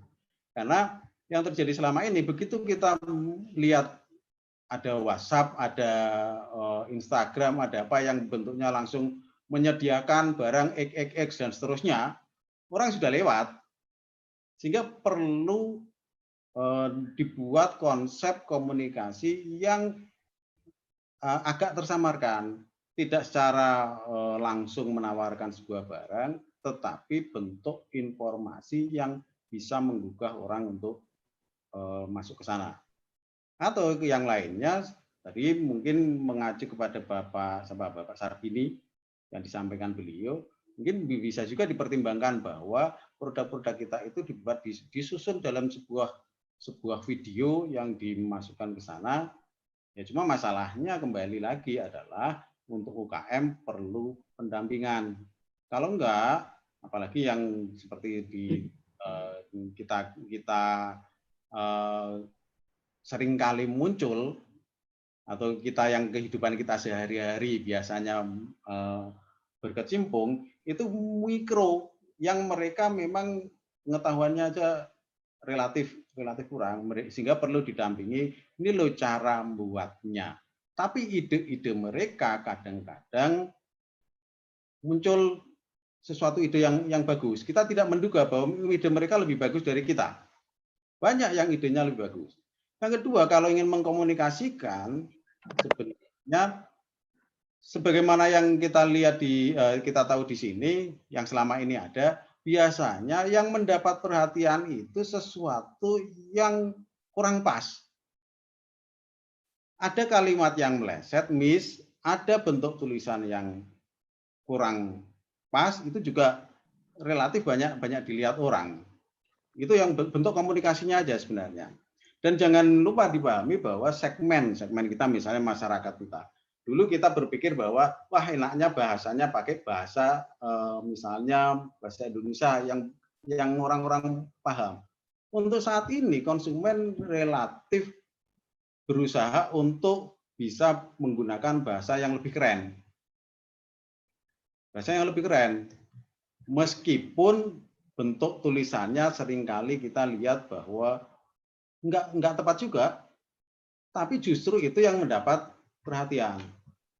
Bahkan pemahaman tentang bahasa kadang-kadang itu lebih menarik kita yang orang berpendidikan aja kadang-kadang lebih tertarik melihat misalnya ada tulisan yang misalnya kurang huruf misalnya, atau contoh-contoh misalnya tulisan flash disk ditulis flash disk misalnya, itu kan sebenarnya upaya untuk mengkomunikasikan. Jadi menurut saya dalam jangka pendek teori itu lebih kepada kita yang ada di organisasi untuk mendampingkan mereka. Tetapi langkahnya adalah mempercepat proses itu, bukan skopnya yang berbeda. Untuk misi, ya tujuan kita apa? Oh, saya ingin mendapatkan untung. Ya udah, untuk mendapatkan untung, produk kita seperti apa? Kita lihat dipasarkan ke siapa. Sebenarnya segmentasi itu untuk mengelompokkan agar biaya kita tidak terlalu besar. Mungkin itu jawaban saya. Mungkin bisa dibantu dengan yang lainnya. Karena benar kata Pak Alex, simplicity. Ya kan? Itu prinsip kita juga di penelitian. Kalau memang dibuat pemikiran kita itu seyogyanya, ketika dibuat simpel, kenapa enggak? Ya. Kenapa harus rumit-rumit? Nah itu aja. Silakan, mau yang bantu. Boleh izin menambahkan, Pak? Ya. Saya mau sharing juga pertanyaan Pak Daniel. Itu menarik sekali. Saya mau sharing. Memang generate cash ini membutuhkan ya satu langkah yang inovatif. Sebagai contoh, salah satu klien kami ada sebuah perusahaan otomotif, ya. Jadi sekarang kalau kita mau jual kendaraan, ya itu susah lah. Kendaraan itu sekarang udah ya kebutuhan tersier lah, ya. bukan primer, bukan sekunder, ini kebutuhan tersier atau kebutuhan yang keempat malah. Jadi nggak ada penjual kendaraan, nggak ada konsumen yang mau beli kendaraan saat ini, sehingga penjualan terjun bebas. Nah, kemudian apa yang kami lakukan? Ya, kita berpikir kita cari ceruk pasar baru, yaitu orang kota suka mainan WA, medsos, sehingga orang kota ini mudah terpengaruh, mudah takut. Dan orang kota terbiasa hidupnya memang dengan antara rumah dengan rumah deket-deketan sebetulnya, walaupun tidak saling kenal. Nah, sehingga kalau kita jual mobil ke orang kota, jual kendaraan ke orang kota, itu kayaknya not good, nggak bagus. Akhirnya kita pindah ceruk pasar baru, yaitu ke orang kampung istilahnya. Karena di kampung-kampung itu sudah secara alami dari dulu sudah social distancing. Karena dia rumah, kebun, rumah lagi, kebun, rumah lagi. Jadi dari dulu memang sudah social distancing.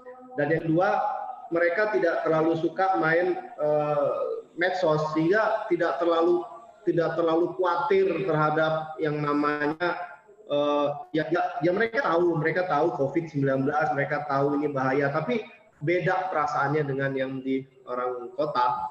Dan yang ketiga, mereka dari dulu sulit karena di kampung tidak ada mall, tidak ada kafe, dan tidak ada seterusnya, sehingga mereka menjadi orang yang menabung. Mereka sulit untuk membuat uang, sulit untuk mengeluarkan uang. Jadi dari sana memang orangnya menabung, sehingga uang masih ada di situ. Dan kita bergerak ke arah kampung-kampung, pelosok-pelosok, dan itu masih bisa menjualkan mobil. Nah, yang kedua, kita mengalihkan karyawan-karyawan yang tidak produktif, ya, misalkan admin atau ya bagian admin dan seterusnya yang kurang produktif, kita alihkan menjadi sales mobil, ya. Dan di mana, bukan sales mobil, kita alihkan ke divisi sales, di mana sekarang divisi sales tidak lagi hanya menjual mobil, karena orang kalau mobil itu kebutuhan tersier, tapi bagi mereka yang sudah beli mobil, maka servis mobil itu adalah kebutuhan primer. Karena mobil kalau sudah waktunya servis akan diservis, kalau rusak akan diservis. Kalau enggak, mobilnya atau kakinya ini tidak jalan. Sehingga servis mobil itu adalah kebutuhan primer bagi pengendara mobil. Jadi kita membuka kembali data-data RO, data-data repeat order yang sudah lama-lama, dan itu tim marketingnya, tim salesnya mendatangi kembali konsumen-konsumen yang sudah repeat order atau yang sudah membeli, sudah DO istilah kalau dalam kendaraan, sudah membeli, didatengin kembali, ditawarkan promosi-promosi servis dan seterusnya, didatengin door to door, dan kita menyiapkan yang namanya servisnya tuh home service, jadi servis langsung ke rumah-rumah.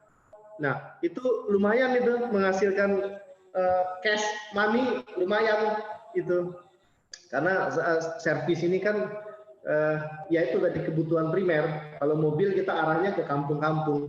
So mungkin sedikit sharing seperti itu. Terima kasih. Silakan Pak Saril. Ya, sorry. Luar biasa ya. Agak semakin malas semakin alot pembahasan kita. Tadi saya sempat keluar, susah masuk lagi Pak Alex tadi deh. Ya, ini udah normal kembali. Oke, baik teman-teman sekalian, luar biasa materinya tentang strategi marketing di kondisi COVID ini. Jadi agak relate dengan topik kita di awal-awal kemarin ya Pak Alex ya, tentang UMKM kemarin ya, inovasi dan kreativitas kita dalam membangun UMKM ya di tengah-tengah COVID. Oke, teman-teman sekalian, kami persilakan yang masih mau bertanya, kita persilakan langsung aja buka unmute-nya sambil kami lihat yang chat.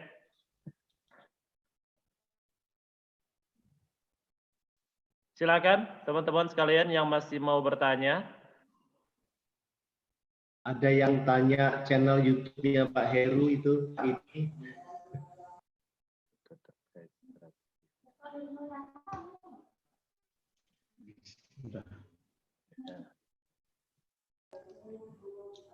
Oke, Pak Heru ini ada permintaan untuk menge-share itunya bahannya ya, bahannya ke grup ya. Udah saya kirim ke Pak Alex. Banyak udah. Pak Alex ya. Nah, tinggal Pak Alex. Mungkin ada satu yang menjadi pertimbangan juga yang bisa kita lakukan. Salah satunya adalah yang dilakukan. Ini level organisasi ya. Level organisasi itu ketika pengalaman kita dulu waktu krisis. Itu waktu krisis. Mungkin sama dengan yang di Pak Alex tadi. Di waktu krisis itu banyak perusahaan yang relatif memanfaatkan seluruh pegawainya untuk menjadi marketing. Salah satunya adalah gaji mereka yang manufaktur ya, gaji mereka itu separuh dalam bentuk uang, separuhnya dalam bentuk barang untuk dipasarkan. Itu mungkin menjadi salah satu bentuk solusi ini bagi organisasi yang memang perlu pasar. Itu pengalaman yang dilakukan salah satu perusahaan dulu waktu kita ada krisis. Berarti yang pernah mengalami krisis sudah ketahuan berapa umurnya sebenarnya. Dari sini sudah. Jadi bagian daripada kreativitas ya Pak Heru ya. Bagian dari kreativitas itu mungkin. Iya, oke. Oke teman-teman sekalian yang masih mau bertanya, silakan dibuka unmute-nya. Ya, jadi mungkin Pak Heru ini penyangkut masalah pertanyaan dengan Pak Daniel tadi yang dibahas juga sedikit Pak Alex. Ini juga kita kemarin bahas tentang UMKM itu, ini. Nah saat ini kondisi UMKM kita itu yang 5%, kurang dari 5%, itu teman-teman memanfaatkan digital, memanfaatkan UMKM go online gitu, yang salah satu yang didukung oleh pemerintah gitu. Nah ternyata teman-teman yang 5% bergerak di UMKM itu ya saat ini justru nggak terlalu meributkan tentang masalah kondisi COVID ini. Toh mereka ini. Nah, cuman paling yang tadinya banyak apa namanya ini mereka banyak mengupgrade di online-nya. Nah, sekarang ini yang pada ribut ini ada terutama yang kena dampak yang luar biasa itu adalah terutama UMKM yang 95% itu Pak Heru yang belum masuk ke online itu, yang belum masuk ke e-commerce-nya. Nah, ini yang luar biasa sangat memukul secara mikro dan secara makro ekonominya ini sangat kerasa gitu di ekonomi Indonesia ini. Sedangkan ekonomi kita kan sangat tergantung daripada UMKM. Istilahnya ekonomi kita terbangun dari UMKM. 95% itu tidak bisa bergerak, ya sudah kelihatan sekali langsung terjun bebas ini ekonomi kita. Yang tadinya udah 5, saat ini udah tembus 3. Bahkan kemarin itu nanti diprediksi pengamat ekonomi Pak Faisal Basri itu kita akan kalau ini nggak ada pemulihan bisa jadi tembus minus, ya kan, minus 1, gitu. Tapi kita masih bersyukur, masih kategori kecil dibandingkan Italia itu udah tembus 9, minus 9% gitu. Nah ini jadi apa namanya problem kita yang luar biasa, terutama yang masih tradisional ini ya, yang masih offline ini. Nah mungkin ada langkah-langkah strategi di luar kita online ini seperti pertanyaan dari Pak Sarbi ini tadi, itu kan tidak mudah. Ya, dari kondisi tradisional langsung beralih ke online, langsung beralih ke e-commerce tidak semudah itu. Terutama membangun budaya ini. Nah, mungkin ada hal-hal yang lebih produktif gitu ya untuk membantu teman-teman terutama di UMKM khususnya yang belum bergerak di bidang e-commerce ini, di bidang online ini. Mungkin Pak Heru bisa menanggapi, Pak. Nah, ini kaitannya dengan mereka yang belum relatif yang 95%, belum terlalu ini tentang online, e-marketing. Nah, seperti saya bilang tadi, paling bisa adalah dengan komunitas. Inilah sebenarnya kalau yang ada di akademisi, ini peran perguruan tinggi yang melakukan pendampingan seharusnya. Ada pendampingan terhadap kelompok tertentu yang memang mereka masih kurang punya produk, punya yang mau dipasarkan, tetapi belum paham tentang itu. Pertama bisa dilakukan dengan pembentukan komunitas. Yang kedua ada peran dari perguruan tinggi, terutama mereka yang ada di lembaga kewirausahaannya itu harusnya lebih mengarah ke sana, mendampingi orang-orang yang relatif kurang terperhatikan. Karena seperti kita lihat bahwa ya bukan berarti kita menyalahkan, tidak, tetapi kalau kita lihat selama ini, sementara ini dari kemarin itu kan secara nasional berita-berita yang muncul itu kan selalu yang menjadi ini nanti gimana tentang ojek online, transportasi online dan seterusnya, yang selalu ada bahasan kan itu, yang terpinggirkan ini. Jadi menurut saya ya harus ada peran perguruan tinggi. Salah satunya perguruan tinggi membuat misalnya membuat website atau database atau apapun bentuknya yang dilakukan untuk menampung minimal UKM-UKM yang di sekitar kita yang relatif belum paham tentang itu. Bukan perkara mudah karena nggak tahu di tempat lain, saya kurang paham juga. Di pengalaman saya di kampung, di desa, itu kita katanya orang yang paling kekeluargaan. Ya dalam hal tertentu. Tapi dalam kegiatan bisnis, kegiatan produksi, ternyata kita paling individualis. Contohnya ketika dulu ada zamannya di kampung ada kelompok tani yang dikasih sapi. Ketika dikelola bersama-sama, kurang berkembang. Tetapi ketika dibagikan ke masing-masing untuk mengelola satu menjadi tanggung jawabnya, perkembangannya luar biasa. Jadi menurut saya yang bisa dilakukan ya tadi, ada peran dari pihak lain yang harus aware terhadap UKM yang seperti ini. Di antaranya adalah ya kita yang ada di perguruan tinggi. Kalau tidak, ya mereka tidak bisa ini. Bahkan untuk komunitas itu pun kita harus arahkan.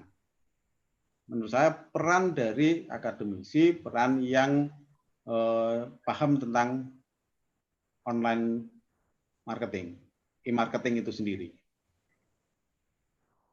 Ini tuh Pak. Ya, berarti pendampingan ya Pak. Pendampingan itu. Dan khususnya di perguruan tinggi LPPM ya Pak ya. Sekarang ada inkubator Pak. Mungkin AMA pun inkubator ya. Ya, sekarang ada dan lembaga. Mungkin AMA pun Pak Alek itu bisa berkolaborasi dengan perguruan tinggi untuk membantu teman-teman di dalam pemberdayaan UKM ini gitu dengan kondisi saat ini ya kan. Nah, jadi ada istilahnya kita tadi inkubator ya. Terus kalau kita di dalam kita. Oke, teman-teman sekalian, masih silakan buka unmute-nya untuk yang ingin bertanya. Mohon izin Pak Saril ikut nimbrung. Jadi AMA memang ya. AMA Lampung sebelum terjadi COVID ini memang sudah sedang berbicara dengan salah satu kampus di Lampung, yaitu dari IB Dharma Jaya untuk memang bersama-sama masuk ke inkubator bisnis, Pak. Cuman karena COVID ini jadi vakum dan ini baru mau kita sempat terpikir juga lalu bagaimana lagi untuk berikutnya, gitu Pak. Karena kan inkubator bisnis ini kan proses inkubasinya tidak melulu hanya diskusi saja Pak, tetapi kan ada pembelajaran yang lebih ketat lagi Pak. Gitu. Ya. Tapi memang kita udah mulai masuk ke situ. Dan just info, kalau ikut nimbrung juga, tapi ini pendapat subjektif, Pak, pendapat opini saya pribadi yang mewakili diri saya sendiri. Harusnya UMKM ini bebannya, memang UMKM ini kena juga gitu, kena dengan COVID ini. Namun UMKM ini kan low cost, sehingga dia kalau mau berlari ini bebannya ringan sebetulnya. Sebenarnya saya bilang UMKM ini bebannya lebih ringan daripada perusahaan-perusahaan besar. Dia low cost. Dia kalau dia mau berinovasi, dia akan langsung berinovasi, langsung taunya jual. Dia nggak akan memikirkan hal yang lain-lain lagi, karena dia bebannya enteng sekali. Nah ini sebetulnya suatu keunggulan UMKM, asalkan bisa berinovasi, harusnya ya bisa gitu. Ini dengan adanya krisis dari COVID ini, perusahaan besar ini sulit loh. Kita lihat beberapa company begitu kena krisis COVID ini, Pak. Apa yang pertama dia lakukan? Orang mungkin berpikir, oh dia akan berinovasi untuk cari cash money. Sebetulnya tidak. Itu yang nomor 2-nya. Nomor 1-nya adalah yang dilakukan oleh perusahaan-perusahaan besar ini. Boleh Bapak boleh tanya-tanya nih beberapa perusahaan besar. Pada saat kena krisis ini, hal pertama yang dia lakukan adalah dia langsung menata kembali, merapikan kembali semua surat perjanjian, surat kontrak dia dengan karyawan.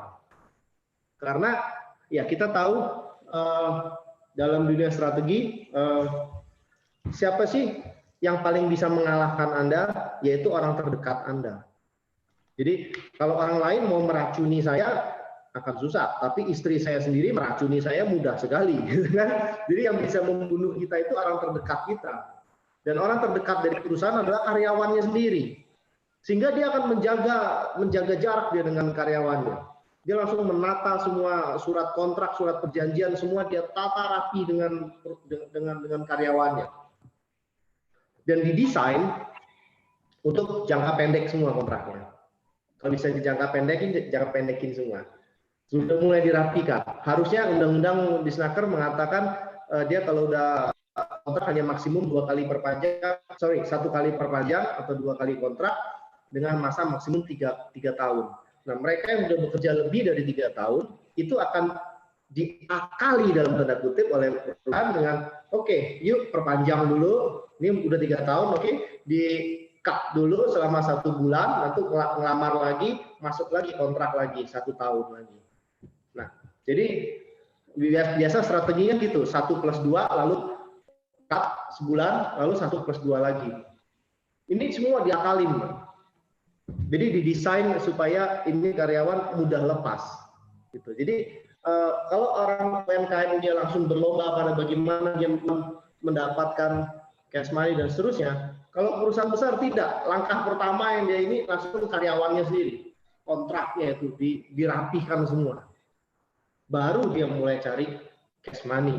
Ini banyak perusahaan besar melakukan itu karena takut. Dia takut. Siapa perusahaan yang nggak takut di saat ini kalau ada karyawannya minta THR? Itu takut semua. Gitu. Sedangkan walaupun pemerintah mengatakan THR itu boleh dicicil selama beberapa kali, namun kan prosesnya kesepakatannya tidak semudah itu dengan karyawan. Diskusinya nggak semudah itu. Jadi ini harus bermain strategi. Karyawan itu harus kalau main catur harus disudutkan dulu, kasih kontrak jangka pendek dulu, baru dia diajak diskusi. You mau nggak ini THR-nya dicicil 3 kali 4 kali? Baru dia mau. Kan bermain caturnya seperti itu dulu, dipojokkan dulu dia. Nah itu jadi kalau perusahaan besar ini lambat, ya, karena bebannya tinggi. Kalau perusahaan kecil nggak akan mikirin, oh ini kontrak karyawan, nggak akan, dia nggak akan mikirin. Bahkan mungkin nggak ada karyawan karena kan sektornya informal. Atau mungkin ada karyawan tapi nggak perlu ada kontrak karena karyawan itu mungkin adiknya sendiri, anaknya sendiri. Nah itu sih. Jadi menurut saya sekarang ini outsourcing itu ya Pak Alek ya. Kalau UMKM nggak bisa outsourcing, Mbak. Oh ya. Ya kalau perusahaan sekarang yang outsourcing itu seneng lah. Dan perusahaan sekarang sedang memikirkan bukan hanya cash money, tapi bagaimana ke depannya tidak menggunakan karyawan lagi. Jadi seandainya COVID ini berlalu, mereka yang sudah memberhentikan karyawan tidak akan merekrut lagi. Belum tentu merekrut lagi, akan seperti itu. Gitu. Karena dari dulu memang sudah ada itu wacana dari setiap perusahaan bahwa itu mau efisiensi karyawan. Cuman kan nggak ada celahnya, Pak. Nggak ada pemicunya. Dengan sekarang ada kondisi ini dijadikan pemicu, sikat karyawannya, gitu Pak. Cuman ya itu kan strategi perusahaan, cuman dampak sosial itu akan dikurangi ya.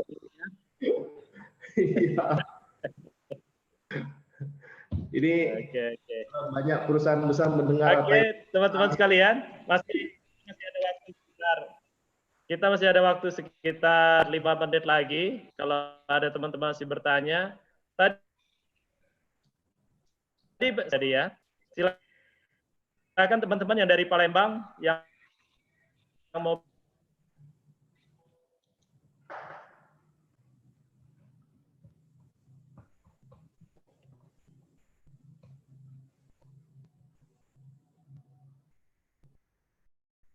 Halo, Pak Saril.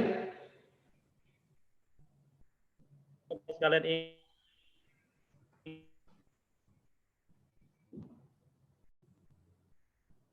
ingin, silakan hubungi Pak Alek. Gimana nanti petunjuknya? Apakah nanti dilihat di daerahnya apakah ada AMA masing-masing? Ya, kalau tidak ada boleh nanti bergabung dengan AMA Lampung. Sebenarnya kita ada AMA pusat, ya. Nanti kita bisa saling berkoordinasi gitu. Silakan teman-teman sekalian yang masih mau bertanya, kita masih ada waktu ini, ya. Pak Alek jam 10 kita off ya, selesai jam 10 sebelum jam 10 ya. Baik, Pak. Ya. Atau teman-teman yang lain ingin sharing supaya saling ini sama Pak Heru atau masalah problem bisnisnya.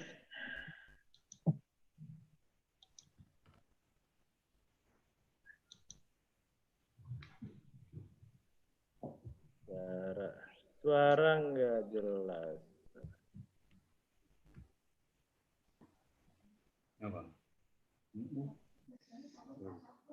Baiklah, sambil kalau tidak ada boleh ditutup, Pak. Itu ya. Sekarang jam 10.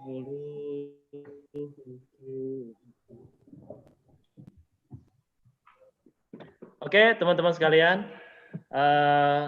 Luar biasa Pak Heru ilmunya yang kita sharing pada malam hari ini tentang strategic marketing kita di tengah-tengah kondisi COVID kita saat ini. Kita banyak pencerahan-pencerahan nih Pak Heru. Ya, artinya poinnya yang kita dapatkan pada malam hari ini pertama adalah kita harus terus berinovasi ya Pak, berinovasi, berbangun kreativitas kita untuk masuk ke dalam suatu digital marketing ya, masuk ke e-commerce, bagaimana kita membangun strategi-strategi baru untuk supaya di bidang marketing di dalam suatu bisnis itu tidak mengalami itu. Baik teman-teman sekalian, kalau tidak ada yang ingin bertanya lagi hari ini, kami atas nama host pembawa acara pada malam hari ini mohon maaf atas ketidaknyamanannya, terutama signalnya ya susah, baik suaranya, gambarnya susah sekali agak masuk. Memang ini kelihatannya agak keseluruhan ini teman-teman. Jadi keseluruhan dari tadi siang ini memang agak terganggu tentang channelnya ini. Oke, itu dari kami. Berikutnya mungkin ada sambutan penutup dari Pak Alek, atau sebelumnya Pak Alek dari Pak Heru sendiri ada pesan-kesan Pak Heru? Khususnya kepada teman-teman AMA Lampung, ada pesan-pesan Pak? Silakan Pak. Ya, terima kasih diberi kesempatan untuk berbicara di sini dengan orang-orang yang hebat. Dan kebetulan boleh promosi ya Pak ya? Boleh ya, promosi. Ya. Untuk pengayaan kita semua, ini silahkan yang punya artikel-artikel menarik, punya permasalahan-permasalahan menarik dan solusinya. Kita ada 4 jurnal yang bisa mungkin bisa diterbitkan buat biar masyarakat, khususnya masyarakat akademisi bisa lebih mendapatkan banyak referensi. Kita punya 4 jurnal, yaitu jurnal manajemen kewirausahaan, jurnal pengembangan wiraswasta, ada master itu jurnalnya Prodi Manajemen UPB tempat Bu Ana itu kemarin. Terus ada Ekomabis, Ekonomi Manajemen Bisnis, itu ada itu aja. Sekali lagi saya ucapkan terima kasih, mohon maaf kalau banyak kekurangan. Yang jelas saya hanya sekedar sharing apa yang ada dan relatif hanya tentang UKM karena saya lebih banyak berkecimpung di sana, sehingga yang untuk usaha-usaha yang besar tidak terlalu mendalami tentang itu, sehingga mungkin banyak keterbatasan dari saya. Mungkin itu aja. Terima kasih. Mohon maaf yang besar-besarnya dari saya. Wassalamualaikum warahmatullahi wabarakatuh. Assalamualaikum warahmatullahi wabarakatuh. Kami juga mengucapkan terima kasih Pak Heru atas kesempatan atau sharing ilmu Bapak yang luar biasa, yang bermanfaat. Semoga ilmu yang Bapak sharingkan kepada teman-teman semua, kepada kita semua, menjadi amal ibadah jariah Bapak ini Pak. Ya. Amin, amin. Bagi masyarakat, bangsa, dan negara. Oke, itu saja dari kami. Kembali kita kembalikan kepada Pak Alek. Ya, mungkin ada sambutan penutup dari Ketua AMA Lampung pada kami persilakan. Terima kasih Pak Saril.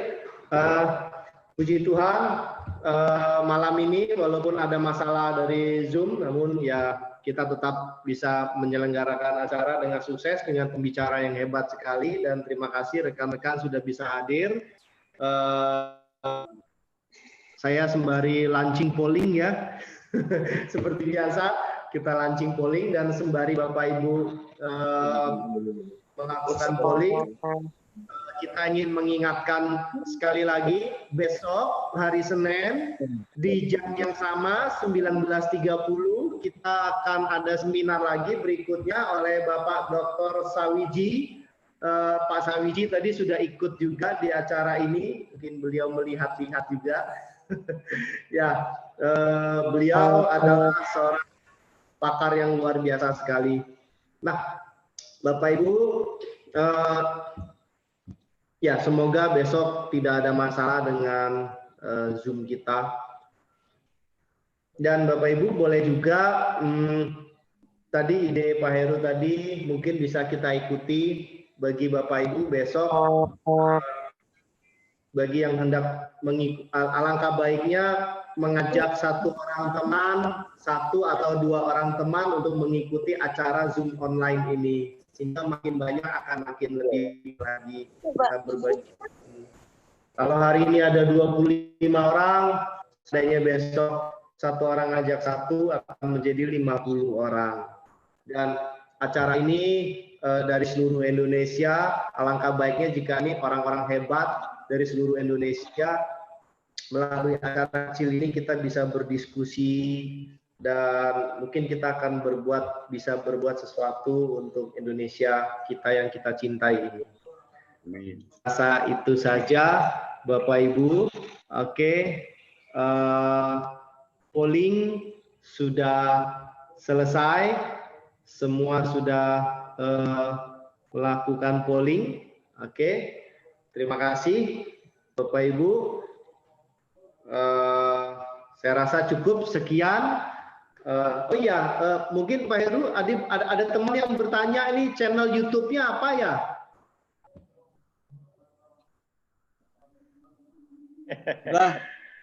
Sudah saja di chat. Masuk ke YouTube aja, langsung ketik DR Heru Mulyanto. Oh, ya. Oke, terima kasih. Saya rasa oke, kalau begitu selamat malam Bapak Ibu. Selamat tidur, selamat beristirahat, sampai ketemu besok.